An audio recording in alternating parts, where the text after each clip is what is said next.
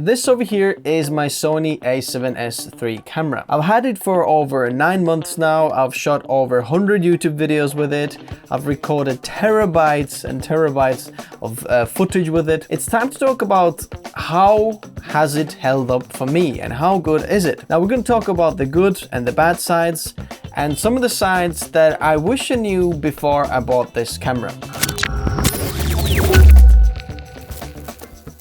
Would you like to 3x your reach with your live streams while upping the production quality without spending a single dollar? Here's where Restream.io comes in. Restream is a powerful browser-based live stream tool that allows you to restream to multiple social media sites at the same time. But it also pulls all the chats from all the different sites and combines it into one chat, so it's easy for you to keep track of all the messages from different platforms. And not just that, it also offers a very simple to use Restream Studio that lets you design your live stream and customize it to your brand. Restream Studio makes it also very easy to invite in guests for your live stream, even if they're on the other side of the world. And there's much more. The best part of all that is that all that I've just mentioned comes with a free plan. If you're interested in more advanced features like streaming to Facebook pages, stream recordings online, stream pre-recorded videos, 6+ stream participants, full HD streaming and more, then check out all the paid plans and choose which fits your budget. Check out Restream.io in the video description below. Now it's very hard to cover like every single aspect of the camera or how the camera can be used in every single scenario.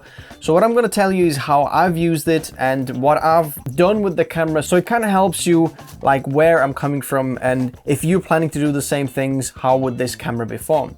Now, basically mainly because it's been locked down and stuff like that, I haven't shot so much with this camera outside, but I have shot lots of B-roll with it, a lot of stuff in the studio and some stuff outside, but mainly YouTube videos like these ones. So you're gonna see lots of random B-roll that's been shot with this camera. Let's start with the good sides, the sides that I like and that I have been impressed with. First of all, I've come from the Sony A7s II camera and then A7s camera, so I've had all of the three now, and this is like a massive jump from the Sony A7s. So if you have used the A7s II and you're planning to go with this one, the 10-bit from this camera is absolutely amazing. Like it's a massive jump forwards. The amount I can play with the codec, the amount that I can just manipulate the colors is just amazing. The S-Log3 is just amazing. Like previously it just fell apart. This time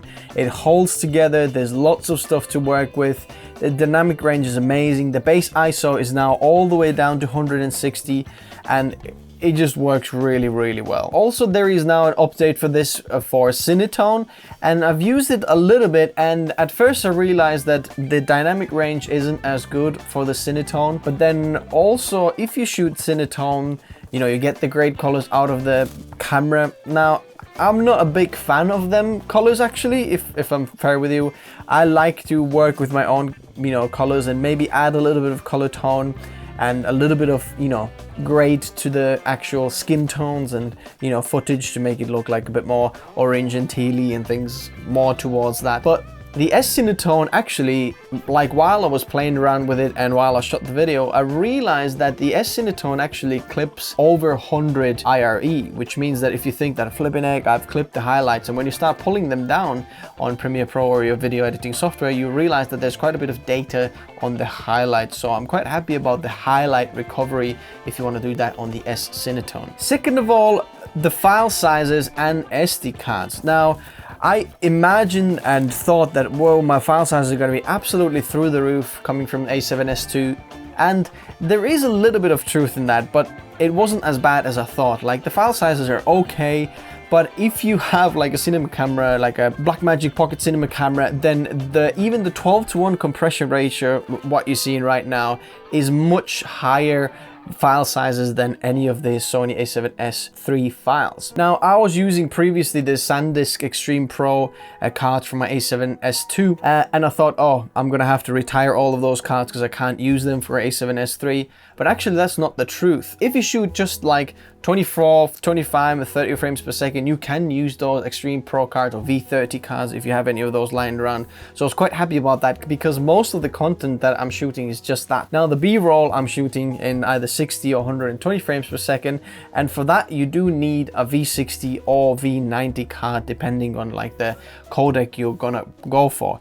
Actually, if you don't want to use the XAV SI codec, which is like the biggest codec and the most, you know, data for it, you can actually get away with the V60 cards and, you know, save a little bit of money with that. So I was quite happy about that. If you want to know which cards I'm using and which cards I would recommend to save like the most money for you, I'll leave the cards below. Coming from just the tilty screen to flippy out screen, it is actually improvement, especially if you shoot yourself or do some vlogging stuff. It is very, very helpful, and I'm quite happy about this screen. So now the camera sensor is only 12 megapixels, and at first I thought, do you know what, it's not going to be that great of a photo camera, but I was so wrong. Now I've taken quite a few photos with it, and previously I used my A6500 for like the thumbnails and some of the photos I'm doing for this channel, and I thought I'm not going to use this camera because it's got half the resolution, like from 24 to 12 megapixels. But now I almost never take out the A6500 to take photos because this is so good for it. It's so easy to connect it with your phone. I'm putting the camera there, connected with my phone, the Wi-Fi is on, and I literally just press the like button on my phone and it takes a photo. It is amazing photo camera. So 12 megapixels is actually quite impressive. Now S&Q on this camera isn't like the new feature for, you know, doing time lapses or slow motion, but for this camera I've used it a lot and it works really, really well. It's just so easy and quick to jump between those two settings. Like if you're filming something, like you're doing a vlog, or, you know, filming yourself doing blah blah blah this and that, and then suddenly you're going to be doing something but you want the camera to record a time lapse. By literally just flicking the button once, you can go to that mode and record a time lapse, which is very, very useful and very quick. You know, it's like Sony listen to us. In terms of overheating, this camera has like none whatsoever. Now I have set the setting to like high inside the camera, so not just the standard that comes out of the box, but just pushed it saying like, you know, that the camera temps can go higher. Now I have never once seen the like heating sign come on ever, whatever I film with. Sometimes I'm filming like a 3 hours straight. I'm charging the battery via USB-C at the same time. So if you're worried about the overheating of this camera, unless you're shooting 120 frames per second over 30 minutes, you shouldn't worry about overheating. But I don't think there's many people shooting 120 frames per second over 30 minutes or so. Now the EVF of this camera is like one of the best out there. I think the Sony A1 now has the same EVF, but this has like amazing resolution EVF, and you think it's not like the type of feature that a lot of people would use and it's kind of wasted on this camera. But I actually like to prove people wrong and say it is very, very helpful to use that. Now, if you're a wedding filmmaker and you shoot a lot of weddings, I don't know about you, but like the mingling shots and how people just mingle around, it was so helpful to use the EVF of the camera because you can kind of blend in with the photographers and you don't have to like do something weird, and it's very obvious that people see, oh, this guy is filming there. Just to have it 3-point contact with the camera, 2 hands and 1 on your eye, you get quite stable footage, especially if you shoot so slow motion. But it's very helpful to have that, and I didn't use the flippy out screen so much as the EVF. So I like the EVF on this camera a lot, and it's very, very good resolution, easy to pull focus. Now, last good thing about this camera, which I'm more gonna go in depth in another video, is the proxies. Basically, you can record proxies for this camera at the same time while getting the main file size, big file size, good quality, which is super helpful if you want to speed out your workflow and you don't want to render out proxies on your computer and save electricity. It's just amazing to do it on the camera. So if you want to know how this feature works, and it's kind of like a codec or video editing timeline performance hack, hit that subscribe, video coming out very, very soon. Now let's talk about the bad sides and the things I wish someone told me before I got the camera. Now, first of all, and one of the biggest bad side about this camera, which actually Sony can, you know, fix over a firmware update, is the codec option for PAL region. Now, if you shoot the camera in a PAL region, like, you know, Europe, most of Europe, then there is no 10-bit 420 option on this camera if you want to shoot just a normal 25 frames per second, which is like the standard you would shoot, you know, wedding filmmaker, for example, you're shooting the toasts or the speeches or the ceremony, you shoot it in that frame rate. You're not going to shoot it in high frame rate. But for this camera, there is just no option for this. If you want to get a very small file sizes, but 25 frames per second on this camera, then it's just not possible. It is possible on the NTSC side, where you can shoot 24 frames per second on H.265, which means high efficiency codec. It's compressed down, very nice file sizes, and it's 10-bit 420, which means it's also hardware accelerated. So all the good sides, but just for the PAL region, it's not possible, which just makes me pull out my hair because I want this so much. It would be so good to have it. So Sony, please fix that issue on PAL region. Second bad side is the autofocus on non-native lenses, and you kind of can expect that the autofocus isn't working, you know, if you adapt lenses or things like that. But what I planned to do was, one of my favorite lenses is this Sigma 35mm f1.4 lens, and this is the one that has a native FE mount over here, which means that you can just put it on your camera. You don't need an adapter for it. But I think there is an actually adapter like built into this lens, because the autofocus for this is just terrible on this lens.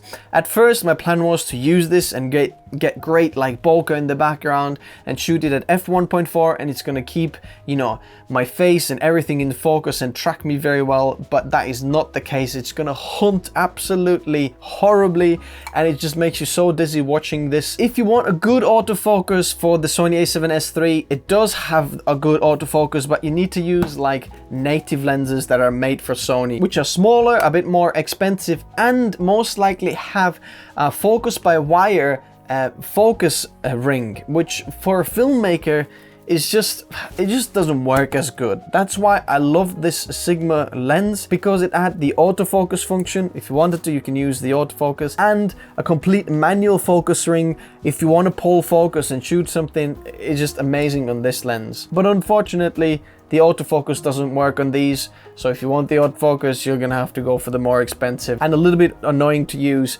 lenses for these Sony cameras. And last little downside is not so much of a downside of the camera, but would be like a nice feature to add in the camera that I personally would find very, very useful. It is a compressor or limiter for the built-in audio. I wish the audio controls inside had some kind of like limiter or compression tool, which means that if I just run like my audio in there, I know that it's not gonna clip, or it helps me to like not clip the audio so much, and you don't have to worry about the level as much as on this. For example, in this video, the audio you're hearing right now is this Tascam DR10L, which has a limiter built in, which means that if I go louder or if I shout, it actually pulls the volume down and helps me to not clip the audio, which is just like a little feature that would be so awesome to have inside the camera, and it wouldn't take like much processing power. Just like a thing I wish this had,